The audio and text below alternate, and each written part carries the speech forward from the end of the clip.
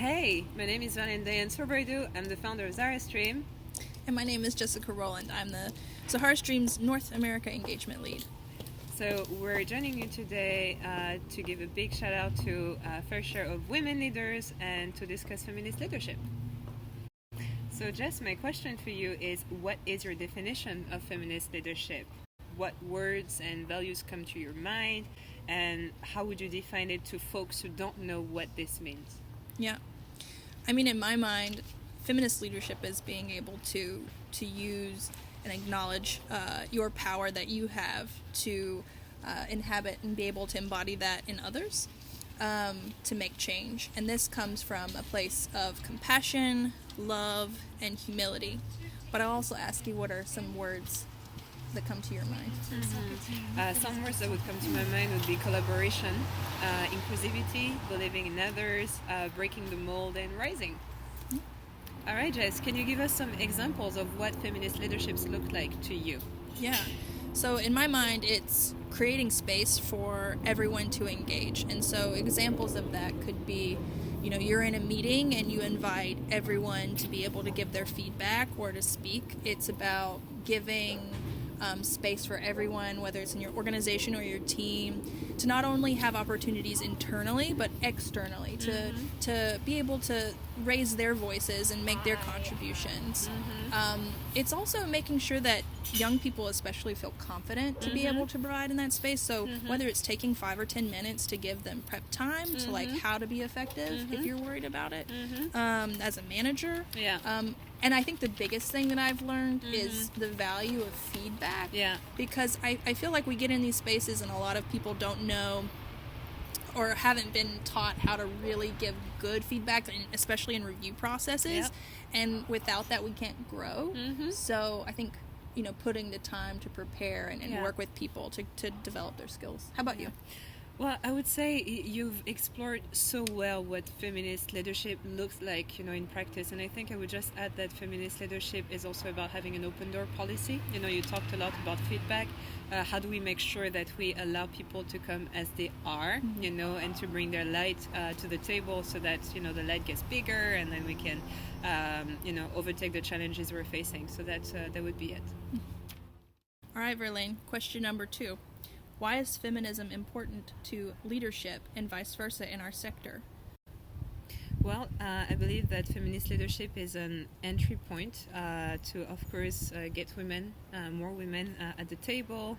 But once we're at the table, to actually redefine the menu as well. And when we talk about menu, we're talking about policies and programs that impact everyone, both women, men, young people. And of course, bringing more diverse voices, the voices that we don't necessarily hear, who are overtaken, I would say, by very loud voices. So really building the space so that everyone gets on the table and we get to drive together, men, women, young people, across the board, across the shades of what it means to be human, to drive the change we want to see. So Jess, can you tell us a bit about the biggest challenges you face when trying to mainstream a feminist leadership agenda? If you can give some examples, would be great. Yeah.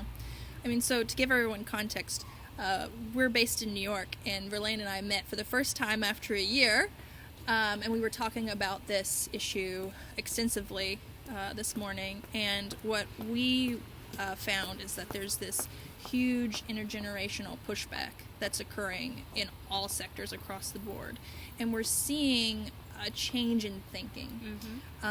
There's a challenge to the status quo of the current power structures that are in organizations, and we're seeing that to be really inclusive, you have to walk the talk.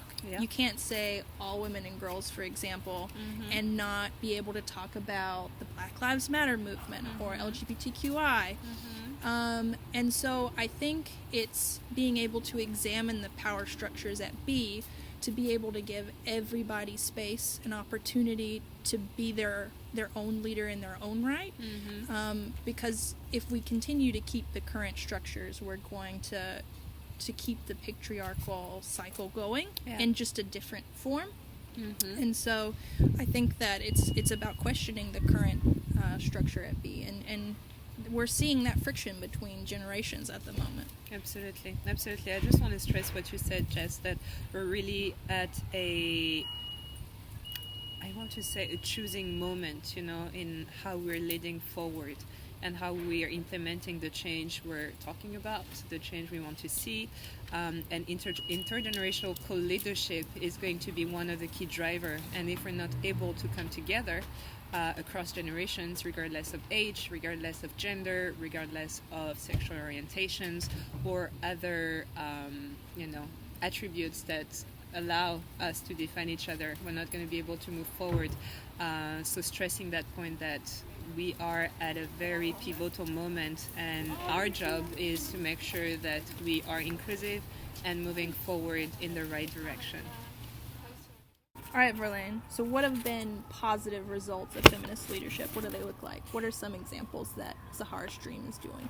Thank you so much, Jess. I think positive examples look like us.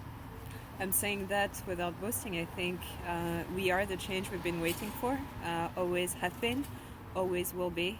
That change depends on us to be built, whatever that change looks like. And I think feminist leadership is a positive change forward. And that's what we're doing with Zahara Stream, focusing on 3 main pillars of engagement, which are opportunities, making sure that we give access to opportunities, you mentioned it, internal, external, to young women, so that they can be themselves powerfully and thrive, build their dreams, whatever form or shape this dream takes. And of course mentorship, because what we've realized also through our own journey, and we talked about that a lot, is the importance of having people lifting you up, believing in you and guiding you through the processes, and we know those processes are very difficult, particularly for young women, accessing decision-making tables. How do we make sure that we're not only getting on the table, but that we have meaningful participation?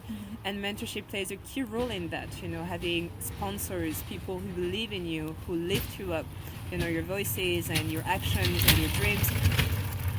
Welcome to New York. And of course, we have been focusing on that on Zahara Stream. We have 60 young women who are being mentored worldwide. We are like a rainbow organization, I have to say, from over 20 countries. And it does not matter, I want to say, whatever differences we may think we have. In the end, we join on a common ground, which is lifting young women up. I mean, helping them build themselves up. We're not doing the job for them. We're just providing the tools. So that's a bit about that. And of course, the confidence, making sure we have confidence as young women. I think this is what feminist leadership looks like. And All right, last question. Any lessons learned worth sharing? Yeah. To build patience. I think it's very important to realize that transformative change can happen very quickly or it can happen very slowly. And so building the inner and collective patience to be able to take on the journey, understanding that feminist leadership and positive change is a collective and that we can change the agenda together. And there you have it. 1 year from when Zahara's Dream started and we finally get to meet. That's it from us.